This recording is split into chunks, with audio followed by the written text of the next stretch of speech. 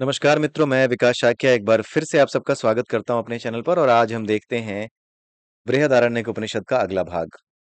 तो इस भाग में क्या बताया गया है, पिछले वीडियो को आप देख लीजिएगा। उसमें अन्न के विषय में बताया गया है। अन्न वो चीज़ है जिसका हम भक्षण करते हैं, जिसको हम खाते हैं।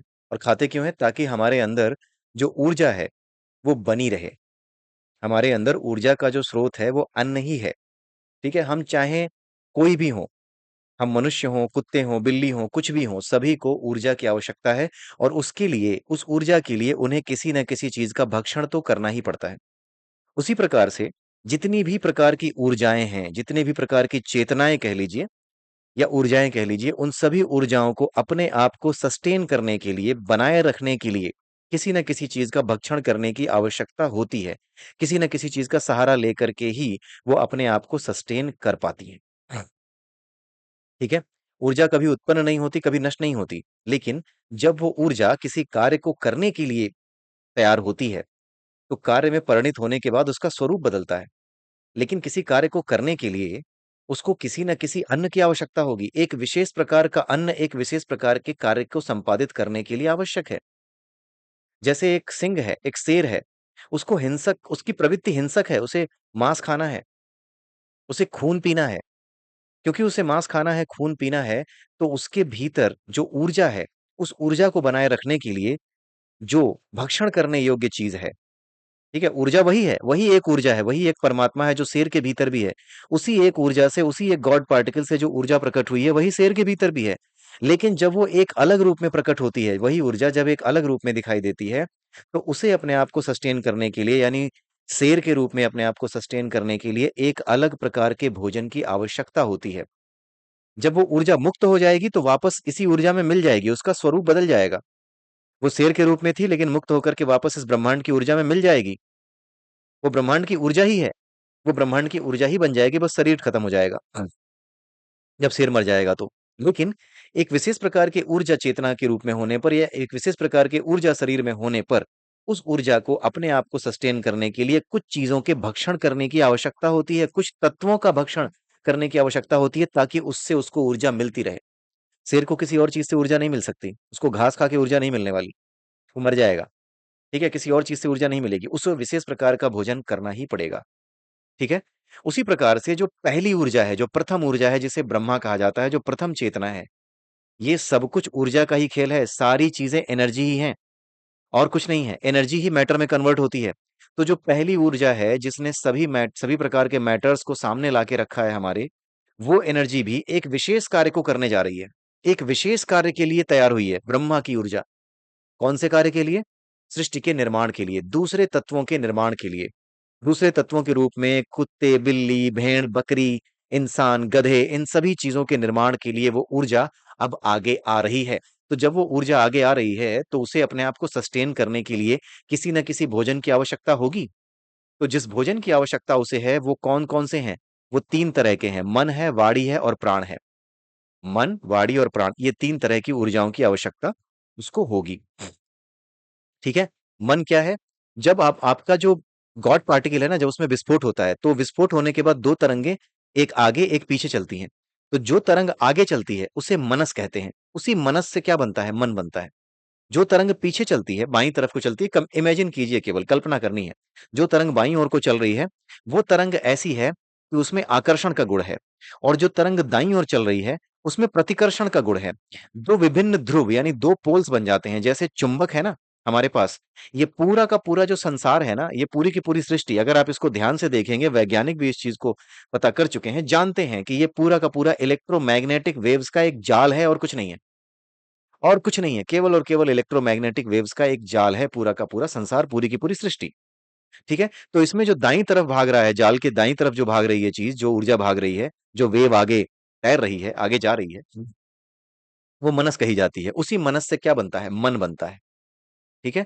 और उसी आगे की ऊर्जा जब वो भाग रही है, तो उस तरंग की एक विशेष आवृत्ति होगी। उस तरंग की जहाँ से वो प्रकट हो रही है, जहाँ से वो निकल रही है, जहाँ से विस्फोट के बाद उस तरंग का उत्पन्न होना माना जाता है, उसका पैदा होना माना जाता है, वहाँ पर वो एक खास आवृत्ति में रहती है, खास फ्रीक्वेंसी में रहती है। वो जो फ्रीक्वेंसी होगी वो एक खास ध्वनि को उत्पन्न करती है। उसी ध्वनि को क्या कहते हैं? उसी ध्वनि को ओम की ध्वनि कहते हैं।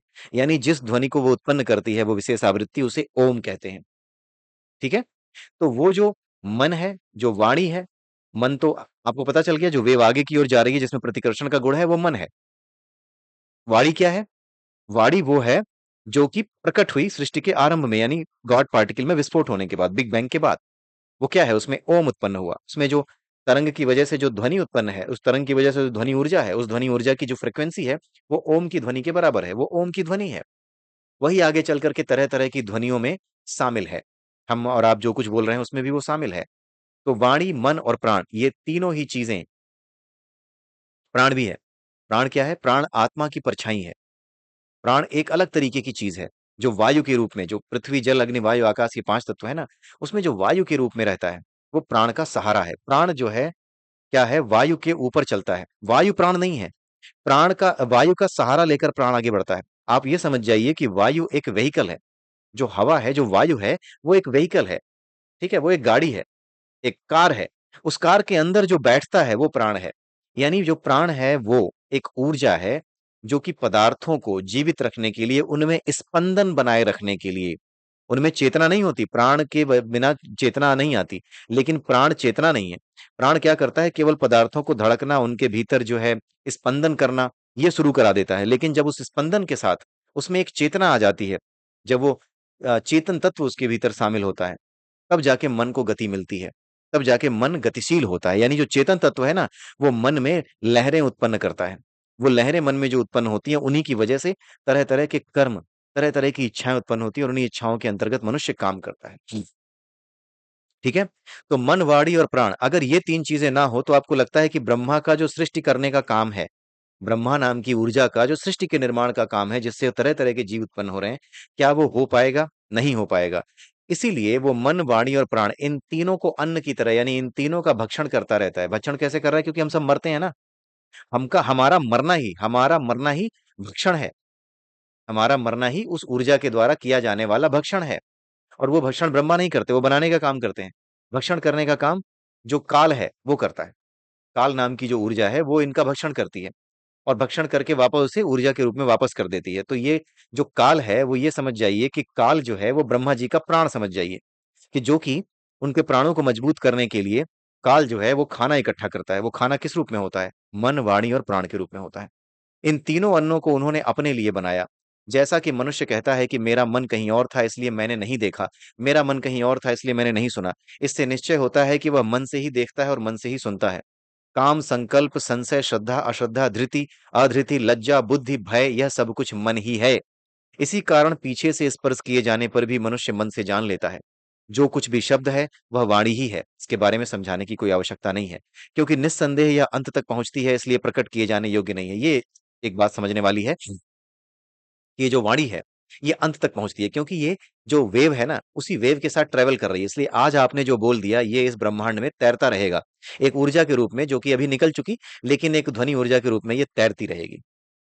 ठीक है? इसलिए ये तैरते-तैरते वहां तक पहुंचेगी जहां तक ये ऊर्जा का फैलाव है, यानी अनंत तक। इसीलिए, क्योंकि ये अनंत तक फैलती है, इसलिए ये प्रकट किए जाने योग्य नहीं है। जो अनंत है उसे आप देख नहीं सकते, उसे प्रकट नहीं किया जा सकता।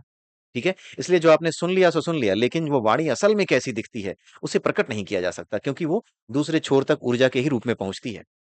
आपके मुंह से निकल गई, आपके रूप में प्रकट है। आपके मुंह से कुछ निकला, वो प्रकट है, लेकिन जो निकला जो है, आप तो, आपका तो केवल मुंह चल रहा है, लेकिन उसका स्वरूप कैसा है? आवाज आपको सुनाई दे रही है, लेकिन असल में उसका स्वरूप कैसा है? वो तो हम नहीं जानते। वो दिखती कैसे है? नहीं देख सकते। जो वाणी है वो दिखती कैसे है? वो नहीं देख सकते। मुंह से बोली जाती है वाणी, लेकिन वो दिखती कैसे है? प्रकट कैसे हो?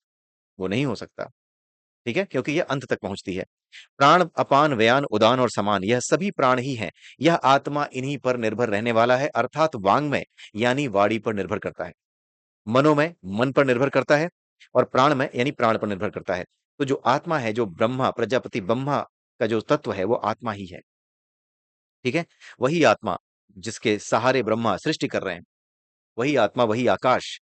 चेतन आकाश ही आत्मा, और कुछ नहीं है। ये जो आकाश है आपके चारों तरफ, इसमें जो चेतना है, जब तक इसमें चेतना है तब तक ये आकाश परमात्मा है, उसी का स्वरूप है। और जैसे ही उसके किसी एक छोटे से टुकड़े को हम लेते हैं, उसके किसी एक छोटे से टुकड़े को हम जीना चाहते हैं, या हमारे अंदर ऐसी वासना है कि कोई एक छोटा-सा टुकड़ा उस वासना के योग्य है, तो हम उस चेतना के छोटे से टुकड़े के साथ, उस चेतन आकाश के छोटे से टुकड़े के साथ जुड़ जाते हैं। हमारी ऊर्जा उसके साथ ट्यून हो जाती है और तब हम एक जीवन जीते हैं जिसमें हम कुछ दृश्य देखते हैं। वही दृश्य हमारा जीवन है, ठीक है? तो इस प्रकार से ये सब कुछ चलता है। आइए आगे देखते हैं। तीनों लोक यही हैं, वाणी ही पृथ्वी लोक है, मन अंतरिक्ष लोक है और प्राण यह स्वर्ग लोक है। तो एक कल्पना की गई है, एक विवेचना यहाँ पर दी गई है कि किस प्रकार से किस चीज़ को आप क्या समझेंगे। तीनों लोक यही हैं। वाणी जो है वो पृथ्वी लोक है, मन जो है वो अंतरिक्ष लोक है और प्राण ये स्वर्ग लोक है। ठीक है? स्वर्ग की परिभाषा क्या है? जब प्राण आपके सही स्थिति में होते हैं, तो आपको आनंद का अनुभव होता है। वो जो आनंद की अनुभूति है ना, वही स्वर्ग है। और जो प्राण है, जब अपने सही रूप में होंगे, जब आपके प्राण परेशानी में नहीं होंगे, जब आपके शरीर में कोई परेशानी नहीं है, आपके प्राण स्थिर हैं, तो आपको कैसा लगता है? अच्छा लगता है, बुरा लगता है? अच्छा लगता है। तो जो अच्छे लगने की अनुभूति है, वही क्या है? वही स्वर्ग है। अनुभूति ही स्वर्ग है, अनुभूति ही नर्क है। ठीक है? अनुभूति ही स्वर्ग है और अनुभूति ही नरक है। जब आप सपने में सो रहे होते हैं, सोते समय सपना देख रहे होते हैं, तो सोते समय सपना देखते समय कई बार क्या होता है कि बहुत तकलीफ होती है। वो तकलीफ सही में आपके शरीर को नहीं हो रही, लेकिन उसकी वेदना उतनी ही होती है। तो ये जो वेदना होती है ना, यही नर्क है, जिसमें आपके पास शरीर भी नहीं है। तभी आपने बहुत से ग्रंथों में पढ़ा होगा कि आपको नर्क में बहुत ढेर सारे बड़े-बड़े दाँत वाले, नुकीले दाँत वाले कुत्ते काटते हैं और जब वो आपको काट डालते हैं, तो आपका शरीर दोबारा बन जाता है और फिर काटते हैं वो।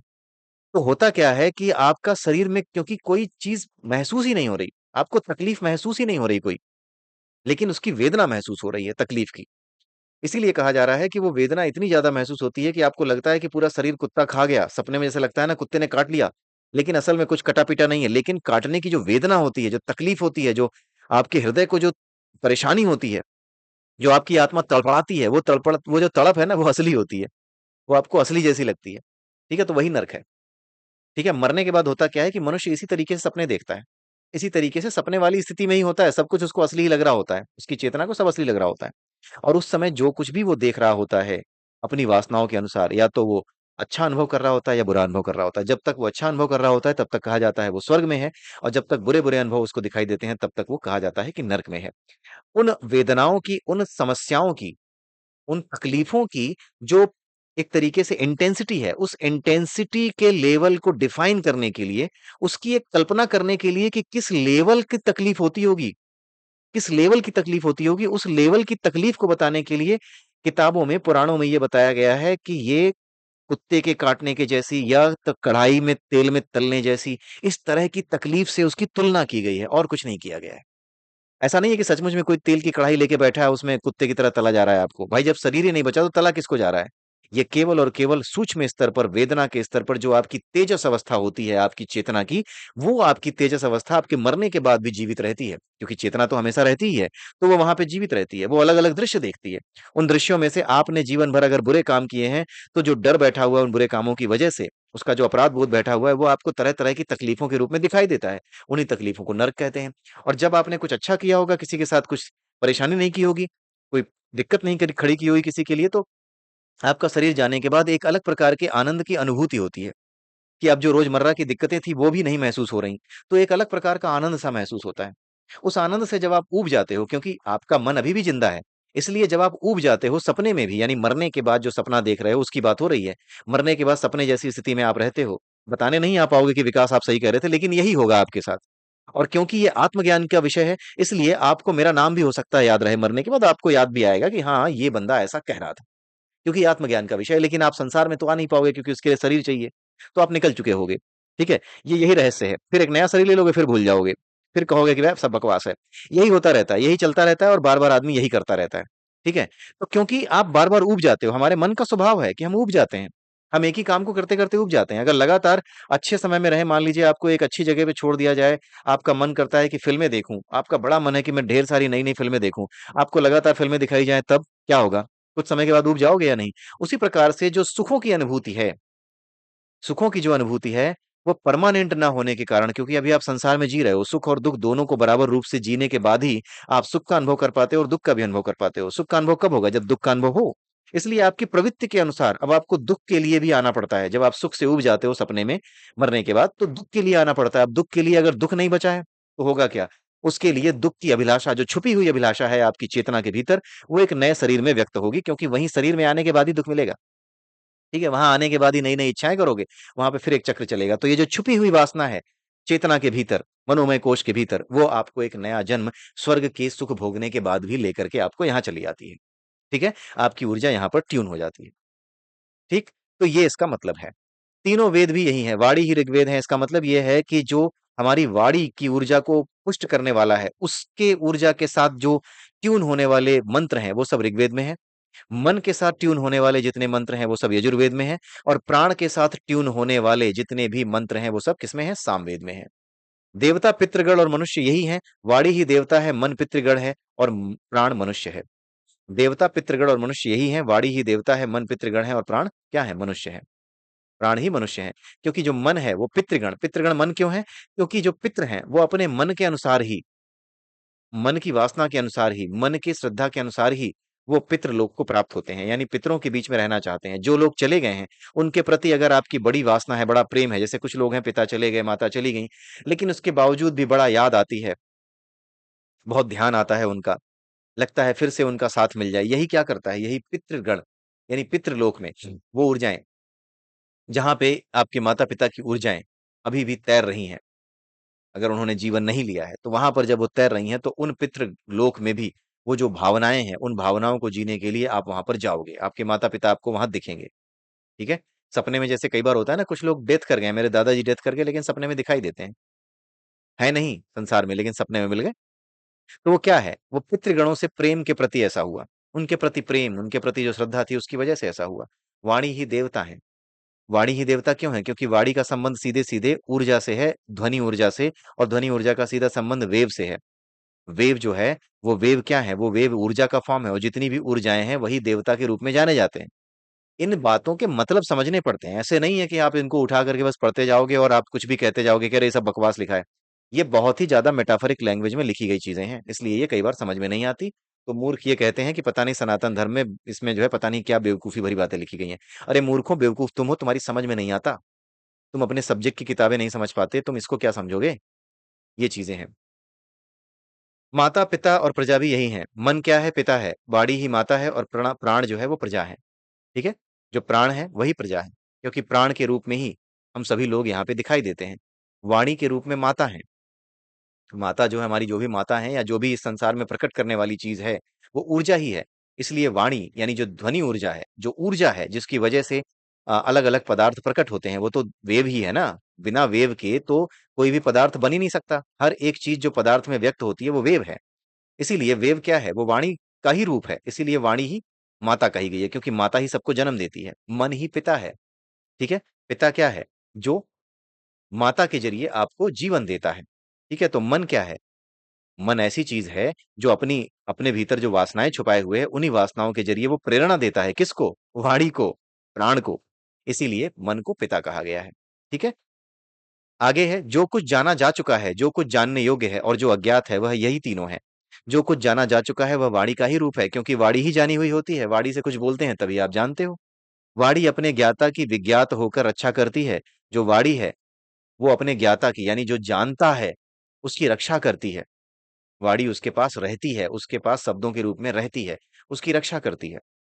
रक्षा करने का मतलब क्या है? उसके पास जो ज्ञान है, जो जानने वाली चीज़ है, वो उस जानने वाली चीज़ के माध्यम से ही अपनी रक्षा कर पाता है, ज्ञान ही रक्षा करता है उसका। इसलिए वो वाणी के रूप में, क्योंकि वो ज्ञान है, वो वाणी के रूप में ही प्रकट होता है, इसलिए मेटाफोरिक वे में यहाँ पर ये बताया गया है कि वाणी अपने ज्ञाता की विज्ञात होकर रक्षा करती है।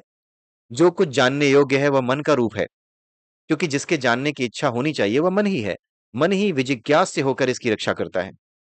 ये भी वैसा ही है जो अभी पिछला श्लोक पढ़ा, ठीक है? उसी तरीके से है। आगे क्या है? जो कुछ अविज्ञात है, यानी जिसको समझा नहीं गया, जिसको जाना नहीं गया, जिसको समझा ही नहीं गया, जाना ही नहीं जा सका, वह प्राण का रूप है, क्योंकि प्राणों को हम जान और समझ नहीं सकते। प्राण ही अविज्ञात है, प्राण ही अविज्ञात होकर इसकी रक्षा करता है। तो इस प्रकार से 10 श्लोकों को या 10 स्टैंजास को हमने अभी तक पढ़ लिया है, इस जो है दूसरे ब्राह्मण के। अगले वीडियो में फिर मिलेंगे, तब तक के लिए आप मुझे आज्ञा दीजिए। जय सिया राम, जय श्री कृष्णा, जय श्री राधे, ओम नमः शिवाय।